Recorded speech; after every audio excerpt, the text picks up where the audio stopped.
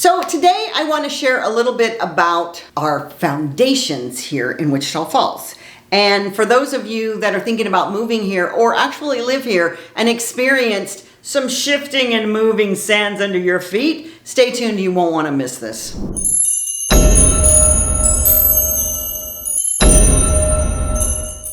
So, hey y'all, I'm Debbie Dobbins. I'm your host for this episode of Wichita Falls, and I just recently interviewed Mike Minter at Falls Foundation. And the reason that I did that is because I think it's really important for you, if you're coming here and you've lived in places like California. They have earthquakes. I experienced many of them. We have other things in other communities, but here we have very shifting soil underneath us. And what's important to note is that when you're looking for a house or you're renting a house or any of those things, just to know that the building is probably not going to fall in on you, although sometimes it feels like it. But that foundation issues are very common here. They're so common. And I wanted to talk about that with Mike so that you could get it from an expert, because he truly is, of why you want to pay attention to it, but also how things are not as scary as they seem. So we're going to get started with the interview right now, and here's me interviewing Mike, and then I'm going to jump in a second and explain a couple things. How's it going? It's going good, Debbie. How are you today? Who the hell are you anyways, Mike Minter? Hard-working redneck. Hard-working rednecks. I love that, because this channel is your Wichita Falls. It's all about Wichita Falls, and you know, some people think redneck's not really a polite term, but I love it. I figure I'm more Southern than I am Californian at this point. That's good, I think. We're in Wichita Falls, so I think most people would say that's a good thing. Yeah. You know? Are you from here originally? So I'm not. I'm originally, I moved here started Falls Foundation Repair January 1 of 2010. Moved here, the end of 2009. And we've been here, same location for over a decade. And so we love Wichita Falls. Yeah. And my whole family's involved with the, the community here. And we weren't born and raised here, but we got here as quick as we could. That's exactly right. That's my, I don't have a bumper sticker because I don't believe in them, but if I had a bumper sticker, that would be it. Yes. So you just finished a foundation for me, and I think it's really important that people understand that move to North Texas, especially those crazy Californians, right? Which I'm one of them.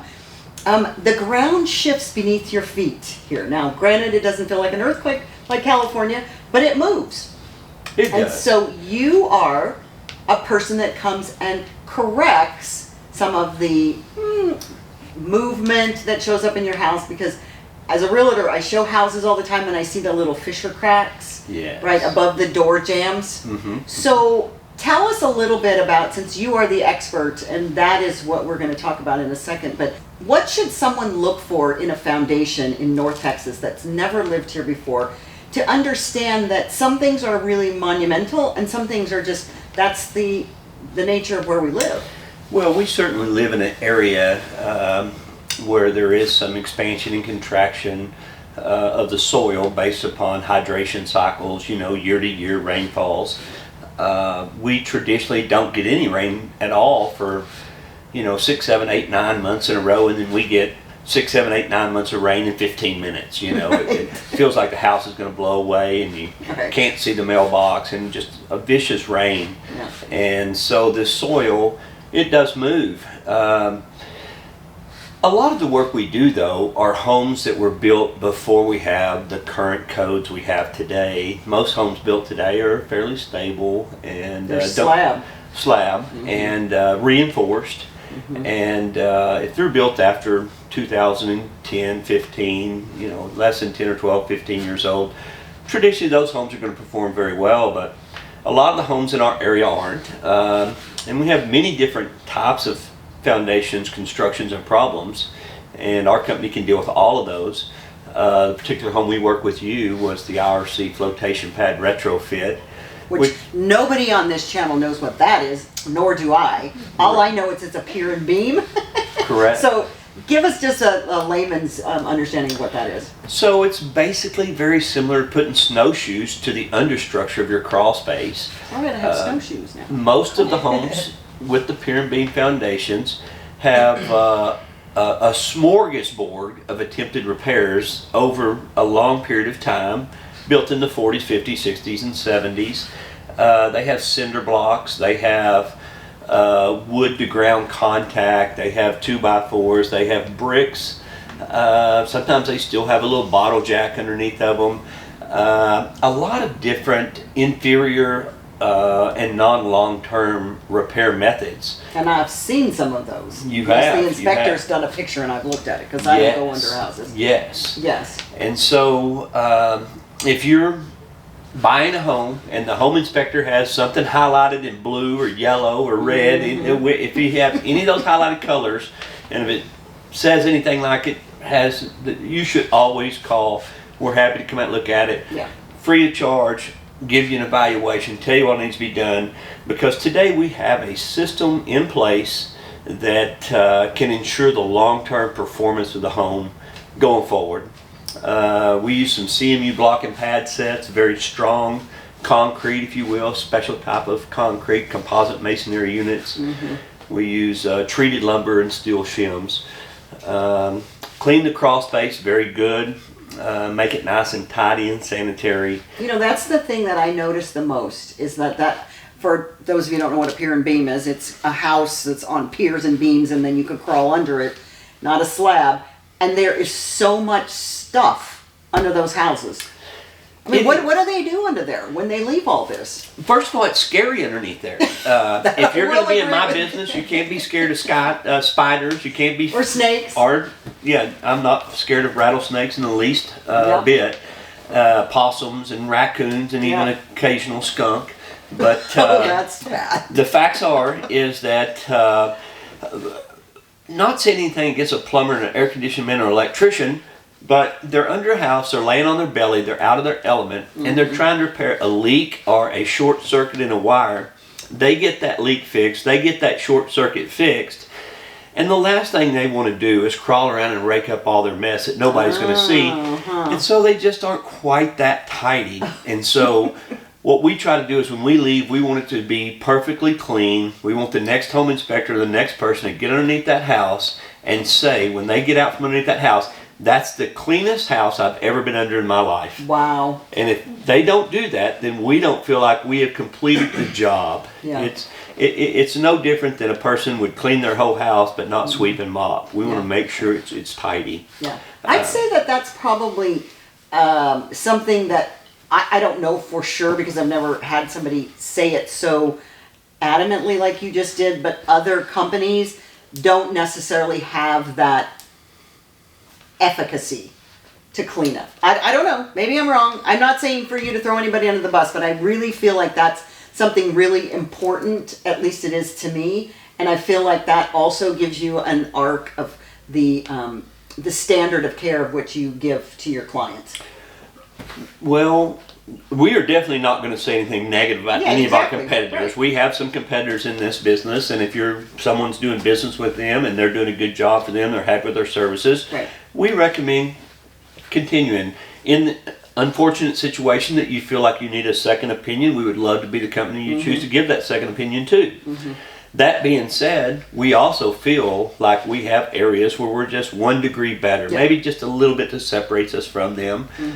We have some programs that the other companies don't have, and we believe when we leave, one of the things we do is we leave it clean and sanitary, and we try to be a little bit better at that than the competition. And so nothing bad to say about our competitors. We just want to say that we feel like we have a full service foundation repair contractor, and we believe that we are the gold standard in I Wichita believe that Falls too. areas. And I think the thing that you said to me recently while we were doing this job is that, what is that? There was a company out there that used to advertise, of course I'm old, I remember these kind of ads. We only do this, right? I can't remember which company it was, but that's all you do is this. Right. You're not doing, roofs. You're not doing electrical. You're like me. I do 900 million things. But you do this, and you are so good at it because that's all you do. We believe that a trade such as ourselves, if they're good at it and they're in any sizable market, you should be able to make a living off of that trade and that trade alone. And if you don't, we have a lot of specialized tools. We have press machines that cost $10,000. we have F-450 trucks and big trailers, and if we were trying to also do roofing, our hammers that we use don't work putting in roofing shingles. If we were trying to do plumbing, the support systems we use do not support pipes that well. And so we believe that we can do a better job and provide a better product when we're finished if we just specialize on one thing and we try to do it better than our competition, better than anybody else in the industry. And I encourage people that are in the remodeling process to do business with all contractors like that. A general contractor is one thing. He's going to hire different subs. But if you're a roofing contractor and you also put windows in and drew pier and beam foundations, I wonder, are you not a good enough roofer to make a living? Or you not? Maybe you could open up a dental office or something. I don't know. But at the end of the day, that's not what we do. We do not do anything else. We don't do tile. We don't do bathrooms. We don't do sheetrock. We don't do tape and bed. And the reason we don't is because if we did something else, we feel like we would have to spend time focusing on that instead of being on the cutting edge of what is the current way to fix a foundation. Right. No, I agree. So I want to ask just for lay people's information, because there's a lot of conversation. We've talked about pier and beam, and the people after the 2000s, or houses built after 2000, have slabs. And I'm going to tell you that ever since I arrived in Texas, especially since I do business in the Metroplex, pier and beam versus slab is like the conversation between Republicans and Democrats. They're split down the middle, and these people in this camp will not have a conversation with the people in this camp because they're so adamantly convinced that their way or the highway. So as a person that does this for a living, do you have an opinion, number one? And number two, what helps us keep our foundations in good shape? I've asked Mike this question about what's better, pier or beam, but I wanted to explain first of all what pier and beam and slab are. So a slab foundation, I grew up with a slab in Southern California, and it's just when they pour concrete and then they build the house on top of it. A pier and beam is like is a structure with little piers on beams, and you can have a crawl space underneath. So it's really important to know that a lot of houses were built as pier and beams in Wichita Falls prior to like the 1980s, and therefore that's a lot of the inventory that we have here. There's nothing wrong or right about pier and beam or slab, but here's Mike's commentary on it. Well, I always have an opinion, Debbie. But that doesn't mean it's always the right opinion. That doesn't, opinions are like belly buttons. Everyone has one, so don't worry about that. And I'll also always listen to the other opinion as well. What I know is, generally speaking, it's not of which is better or which is worse. That decision has been made a long time ago. Right. It's about what is economical, what fits into the budget. From a new home perspective, traditionally, if we're building a new home, a slab foundation is going to be somewhere around $6, $7, $8 a square foot to build. And so a 2,000 square foot foundation would cost you $12,000, $15,000, $18,000 to put that slab on the ground. And if you go pier and beam, you're $17 to $20 a square foot. So you're somewhere around 3 times as expensive, 2.5 to 3 times. On a pier and beam? A pier and beam. Wow. It's about 3 times as expensive as a slab on grade. That's why we build so many slab on grades. They're economical. Absolutely. From a standpoint of performance-wise, the slab on grade has a lot better short-term performance than the pier and beam, but the pier and beam has a longer term life expectancy because of the ability to repair it rather economically. And so which is better? It's like trying to debate which is better, a car or a truck. And the answer is I don't know yet. Depends on what you might be needing it for. Right. But at the end of the day, most of the time it's about economies and financial decisions and so forth. The slab foundation was very popular starting in around the 1970s, early 70s, and still up till today. We certainly had them before then, even in earliest in the 50s and a lot of 60s. But after about 1975, almost all homes are slab, with the exception of the custom higher end homes. And then we did have some issues with original construction of the slab, and we got a lot better in the early 80s, and then we got really good in the mid to late 90s, but we still have some failures today with homes. And certainly around the 2008 to 2012 mark, with some additional things in the product, the concrete, the ready mix, the wet cement that we pour on the ground, with the additives we have, the adhesions, the polymers, that product allows us to make concrete extremely durable today. Way better than it was previous to 2010, 08, something like that back. And so most of the failures we have in slabs are created in and around water issues, hydration issues. Yeah, that's been my experience. Gutters are So always you're a great. high recommender of gutters, right? I am. Yeah. I am. I'm a high recommender. I'm not a high recommender of watering your foundation. No? I'm not. So a lot of companies will say you need to water your foundation, but we live in Wichita Falls, here on the Hollis Geological Formation. The city of Wichita Falls Building Department will tell you that watering your foundation is a waste of water. Really? It's very similar to putting your air in your tire when you have a nail in it. The problem is there, and yes, putting the air in your tire will certainly get you back and forth to work for a day or two, but it's really not solving the real problem. Yeah. The real problem is, number one, you have a foundation problem, or number two, you have a guttering problem, or number three, you have a drainage problem. And if you will solve those problems, then we won't have to waste our precious resources of water. I'm not telling anyone to water. I'm not telling anyone not to water. What I'm telling you is the city of Wichita Falls tells you clearly that there's water in your foundation is not going to be a long-term fix for you.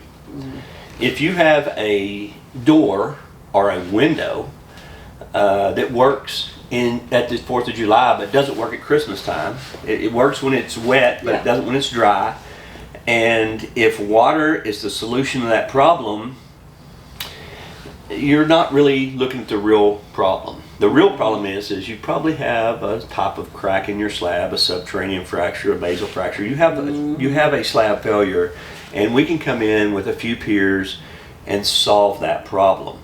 If you have a crack in the sheetrock that every time you fix it, and 6 months later that crack reoccurs, we have a solution to that problem where that won't happen anymore. And that's the facts. I'm not saying the water didn't cause it, or the lack of water didn't cause it, or the fact that we have inconsistent water and that could have caused it. I'm not saying any of those things. What I am saying is the solution isn't to waste water. Right. I wanted Mike to share with you, if you are in Wichita Falls and you do have foundation issues, that he's got some amazing things for homeowners that I personally, as a realtor, have not seen another foundation company do the things that he does. And so if you need information, this is a great little bit to pay attention to, because he's very, very good at what he does. So we have two different financial programs when we start talking about ways of paying for foundation repairs. I guess three. We take cash. That's our favorite form of payment, cash. That's cash, how I check, paid. Credit cards, great. But a couple of the programs we have is the funded close programs. There's actually two different types of funded close programs, and then we also have our payment program. Our funded close program, we have the same program that every contractor in Wichita Falls pretty much has.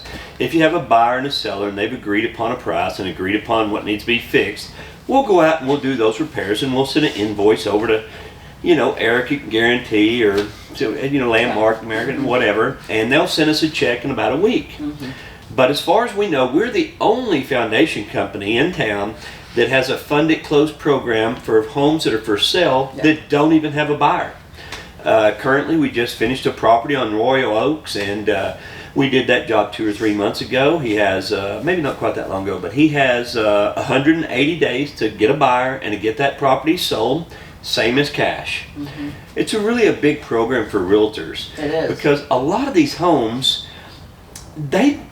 buyers walk into them and they see one crack and they immediately think it's a $20,000 foundation repair. I think this property over here on Royal Oaks is maybe $3,500. That's just not a big foundation repair. Right.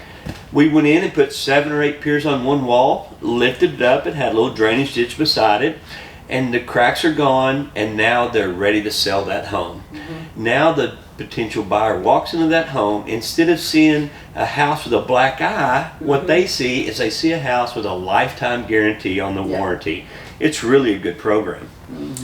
And then the last program we have is the payment plan that we have.